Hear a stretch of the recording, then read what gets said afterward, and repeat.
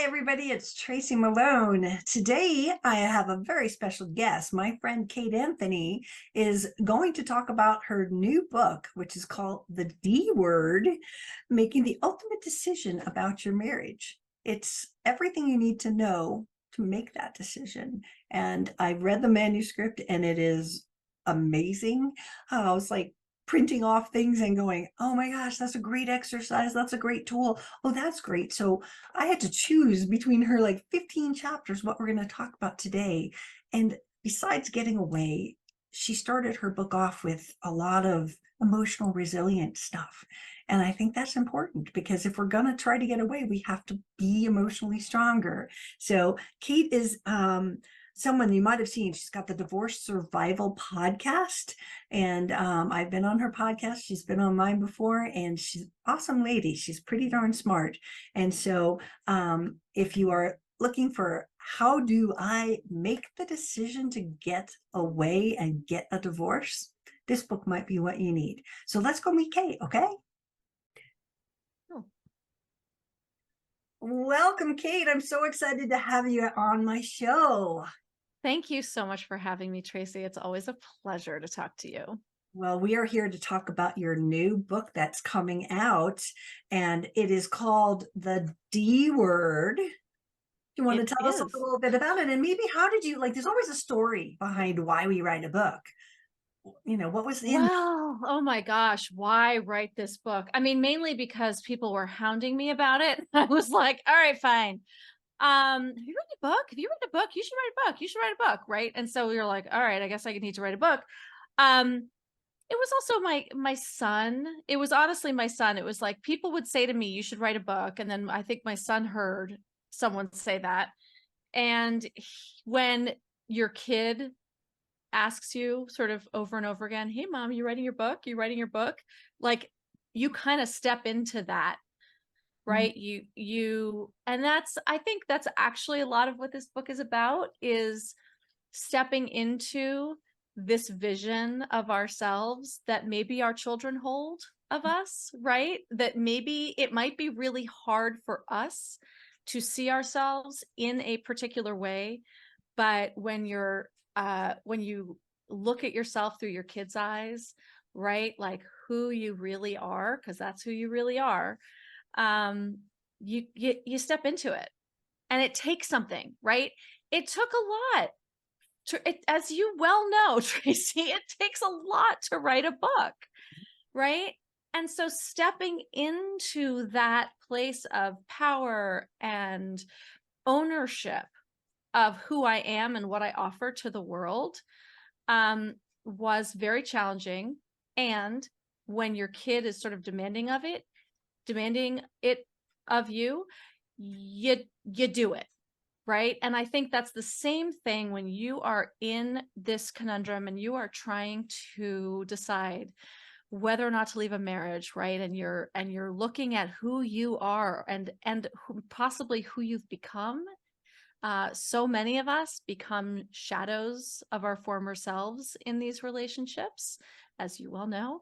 And to look at your highest self and who you once were, who you could be, who your kids think you are, and to it, right? Like it's the same thing. It's stepping into that higher part of yourself. and we do lose that. All victims that go through a horrific divorce, no matter whether they're with a narcissist or not, if they're in that kind of place, you know, they've probably lost themselves. They've That's right. gotten to a place where, you know, for victims of narcissistic abuse, they're the ones that do everything and all this stuff. And it's great that your son pushed you towards it. And my son was the one who told me to start my first YouTube video. He Yeah.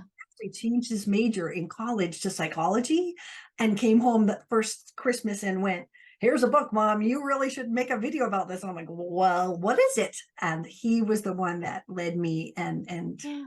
So again, we have to remember that kids are watching, Mm-hmm. and we do step into our power and find ourselves. They find themselves, I think. That's absolutely. Absolutely. I love that your son did that. That's the best. That's the best. A Yeah. good kid. He's a good kid. One of the things I loved about reading the manuscript of your book was the way that you started it out, which Mhm. I think we need to kind of always forward this by making people stronger. We talked about them not knowing who they are, but personal values. You had a whole section, and I loved all the exercises. I was like printing out. I'm like, oh, that's a good one. Oh, I'm going to learn that. Oh, that's good. And so there's so much in here. So talk about, what do they have to do in the self-care realm, in the learning who they are, in the knowing your values. What does that have to do with divorce? People will ask, well, I'm getting a divorce. Tell me how to get the money, right? No, we start here. How does that work for we people? How do do. you help them? Yeah. Well, so this book is really about making the decision, right? It's called The D Word, making the ultimate decision about your marriage. So, the D is both the decision and then possibly, the divorce, but really it's about the decision. And, so often when we have been agonizing, and most of us agonize over this question for years, before we're finally find some sense of clarity. But so what it requires is that we shift our focus back onto ourselves, because probably for years you've been focusing on the other person, right? What's he doing? Is this abuse? Is he a narcissist? I don't know, like, right? And it's all this sort of examination of the other person, um, which actually kind of spirals that losing of our sense of self, right? It sort of exacerbates that, when really what we need is to look within, right? First of all, if you are in a marriage in which you are deeply, deeply unhappy or unfulfilled, whether they're a narcissist or not, an abuser or not, you actually get to choose. That is a good enough reason to leave a marriage. It's terrible and it's heartbreaking and all of the things. And nobody likes to be the one breaking up with someone who's lovely, Mhm. right? And if you are unfulfilled and unhappy, you actually get to say, but like, how do we know if we're unfulfilled and unhappy? How do we know if it's really him or just me, or like maybe I'm just an unhappy person, right? And so we got to like put the brakes on everything else and look at ourselves first. Um, and we do lose our sense of self, capital S self. And so this whole first section of the book is really about reclaiming that and digging into, who am I, and not who was I, right? We're not trying to go back and capture something else. If you're a mother now, if you've been married for any length of time, who you were may matter, but it's not the most important thing. It's, who are you now? Um, and so the first section of the book is really helping you ground yourself in who you are. You can't make a major decision for yourself and your life if you don't know who you are. It's as simple as that, really. Mhm. Right. And then you can look more objectively, right? Because the value section, is one of my favorites as well, because if you have just really misaligned values with your partner, whether there's, you can take all the judgment out of it, right? But if you have misaligned values, this is not a union that's going to work, Mhm. right? I tell the story in the book that I had a client whose husband, she really valued personal development. It was a huge value for her. She was working with a coach. Obviously, this was a huge value for her, right? She had a therapist. She read all the books. She listened to all the podcasts. And when she would bring things to her husband about, like, I just feel like we're not connecting, or like, I just want more from this, whatever, his response was always, you knew who I was when you married me. I've been the same for 20 years and I don't intend on changing. And, right, like, that's not a way to be in relationship with another human being. But take all the judgment about it aside, those are misaligned values. They just don't work.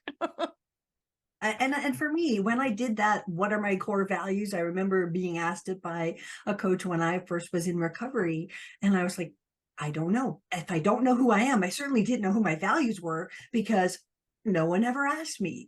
Growing up with a narcissistic family, I wasn't allowed to have values. And so I had Same. to deep, Hmm. deep dig and be like, honesty, integrity, and then everything, if you take that against the lens of what I was getting, which was lies and no integrity. And I was like, well, that's why we didn't match up. So it's not Right. saying, it's not about the judgment of they're a narcissist, out with you. It's we're never gonna, that's, and your example of your client saying, this is who I'm always going to be this, right?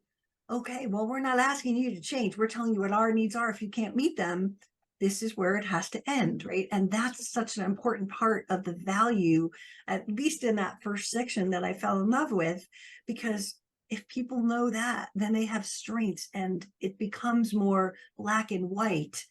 Our values are different. It's never going to change. That's right. This is what we have to do to move on and maybe find that person that will be able to give us what we're learning in those self-help classes and going, I need someone to hear me.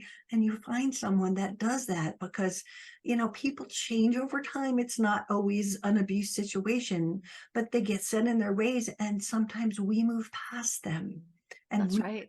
needs. So it's not like we came into this and, oh, same guy for 20 years. Yep, but I'm not. That's right. I'm not. And that's okay. And I think that women need to be given permission that Mhm. that's okay. First of all, in my opinion, because I also value personal development and growth, um, in my opinion, like a life, an undeveloped life doesn't feel like a life worth living to me, right? Like, I'm not saying person should not be alive. I'm just saying, like, isn't the point of being here the progression and the growth and the expansion? It is to me. And look, if it's not to you, again, we're just not a match, right? It's okay.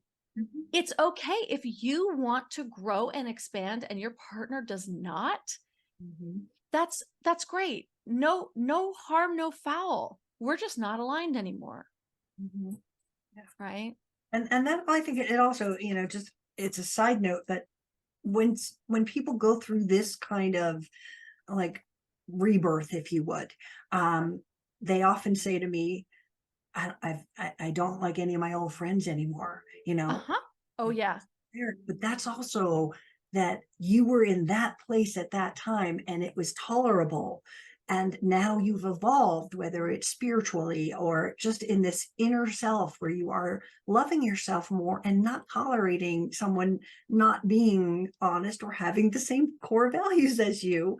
That's not Absolutely. necessarily the byproduct of a narcissist, but in your growth. I think that's so That's important right. for people to know. Absolutely. I mean, I think many people, when you shift your way of being to no longer tolerating being abused or bad behavior, or, you know, holding space for people in your life whose values are just completely disparate, um, it has a ripple effect. And the same picker that picked your husband, your spouse, your partner also picked those friendships. And so once you grow beyond them, and look, the same thing happened to me, and I was like, if I set a boundary around, like, and got divorced, I'm sure as hell not putting it up like with the same stuff from you, from a friend. Like, give me a break. Right? Like, Exactly. Again, it would feel like we're back in it if we accepted those behaviors in different people. And that's so right. again, it's something to be celebrated. You know what? It's a cleaning of the house. And yes, I lost all my friends, but you know what? They didn't seem like they were the good ones. So now you get to pick people that align with you and do everything. One of the chapters I want to jump to really quick, because to me, I was like, chapter 13 was, how do I not screw up my kids during this process? And what Yeah. kind of warnings and helpful things do you have in the book to help people with that? Well, I mean, many things. I think many things. Um, I think the most important thing that you can do is, having, probably by the time you've got to chapter 13, hopefully you've got a lot of skills and a lot of understanding, right? You don't want to rush into it. You don't want to make it such a sort of an explosive thing, right? There are ways to talk to your children about this, but it also requires that both parents have come to a place where they're able to sit and talk not unemotionally, right? But like when you tell your children that this is what's happening, it's okay to cry. It's okay to be sad. It's not okay to become hysterical so that your children are now parentified and they feel that they have to take care of you and they can't actually be in their own feelings, right? So there are a lot of steps that you can take to make sure that you get to that place.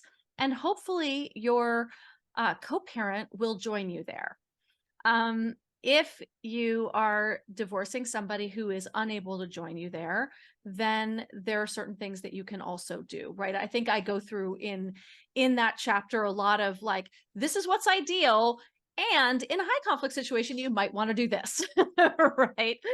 This is what I would do if you've got two rational parents, and this is what you might do if one of the people is going to go off the rails. So they're in the book I have in that chapter. I think there are steps for how to prepare for the conversation with your children, how to have the actual conversation, and then how to follow up. Right, this is not a one and done conversation. This is it will be ongoing.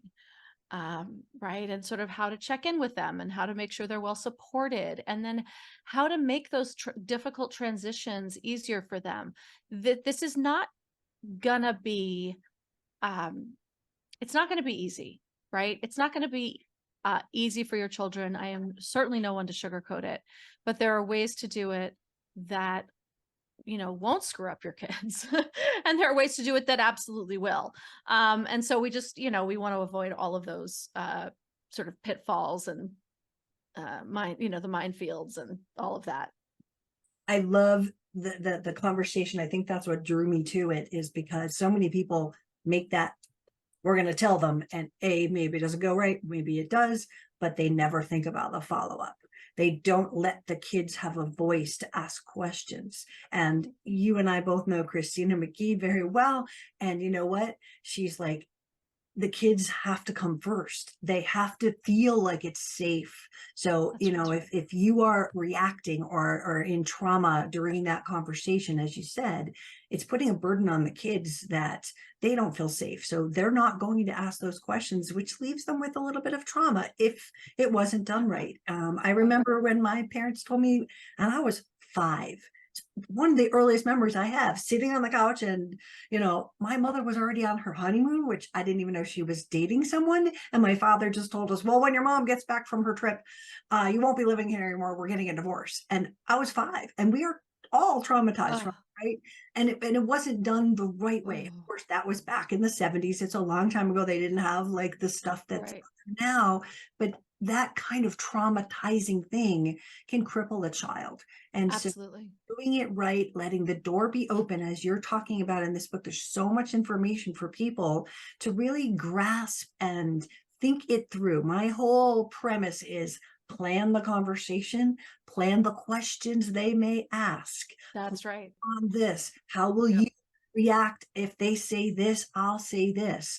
And we also know they don't really need the answer to what they're asking, depending on their age. They really want to know things like, where am I going to live? And do I still see my friends? And what's going to happen to the puppy? I mean, they're worried about their own needs and how it impacts them. And so sometimes parents tend to overshare, and that puts more on the kid's plate. The kid really needs to be heard that they'll be okay. And that makes it a safer conversation. That's right. That's right.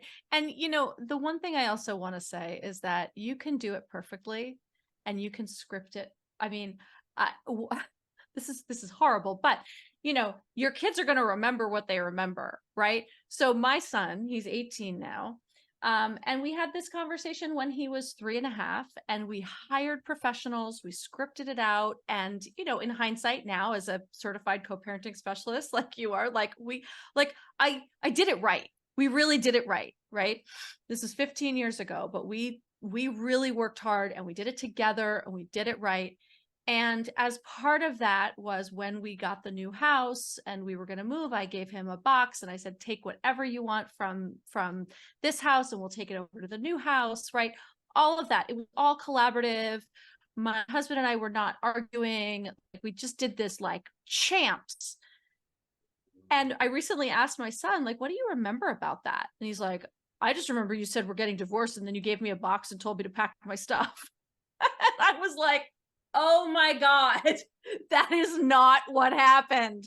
So, but I think it speaks to the trauma, right? Like, if the most scripted and well-planned conversation is remembered that way, imagine, right? Like you, like, oh my God, I'm so sorry that happened to you. That's like the most heartbreaking thing in the world, right? But yeah, in the 70s, our parents screwed everything up. But you know, like, you can plan it as perfectly as possible. You will still, you know, they're going to have their own experience of it, and that's okay, right? That's okay. And that's what you learn in your book. It's, you know, it's plan for it and expect it not to work, or expect something, and whatever it is, keep that conversation going, because it's not a one and done. If it is one and done, the kid is sitting there with a lot of questions and doesn't feel safe. So, you know, opening that dialogue up and making them feel like, you know, they can ask, it makes them feel like they are more in control, I think. Yes. And I think, you know, to your point, like, it's not one and done, but it's actually on us to check in, right? They're like, to do the check-ins. And I always say, like, you know, driving in the car when they're in the back seat and they're not face to face with you. We all know kids talk a lot in the car. And at night in bed, right? I mean, my son would, you know, I'd turn off the light and I would snuggle for a bit and he would just start talking and talking and talking. Sometimes I was like, oh my God, stop talking, go to bed. But most of the time he was asking questions. He was revealing his feelings. He was talking about the harder things in the dark. And so we have to allow our kids even more of those opportunities when they're going through such difficult transitions. Absolutely. Absolutely. What else do you want people to know about the book? Because we are coming up to an end here, but I want everyone to go and get it. Let's hold it up. I only have a minute. I'm holding up my copy of it. It's super cute. What I want people to know is that if you're struggling with this question of should I stay or should I go, if you're wondering, you know, what does what does a healthy relationship even look like? Like, why am I so unhappy? Like, are women just unhappy? Like, is that just the deal, or is that our lot in life? You know, everything from feeling like you've lost yourself to, is this abuse? I don't know what's happening to me, to like, oh my God, how does divorce even work? I'm like, I don't even know. Like, I've tried to cover all of that in this book. And, you know, millions of women are trying to make this decision every single year. And I just, I wrote this book because I want women to have answers. I want them to have clarity. There's so much knowledge and information out there. And I tried to sort of corral it all as much as possible into this book. And it's a love letter. It's a love letter to women. It's a love letter to, you know, to anyone going through this and questioning it. And I hope you buy it. It's an amazing resource, and it's going to do so much good in the world. So I am so happy to have had you here. Tell people how they can reach you. You've got a podcast. How can they find more? So my website is kateanthony.com, and almost everything is there. My podcast is the Divorce Survival Guide podcast on all platforms. I am the Divorce Survival Guide on Instagram and TikTok. And I do have a page on my website for the book, which also gives you some ideas of how to buy the book surreptitiously. Amazon is probably not the best way to buy it if you share an Amazon account with your spouse.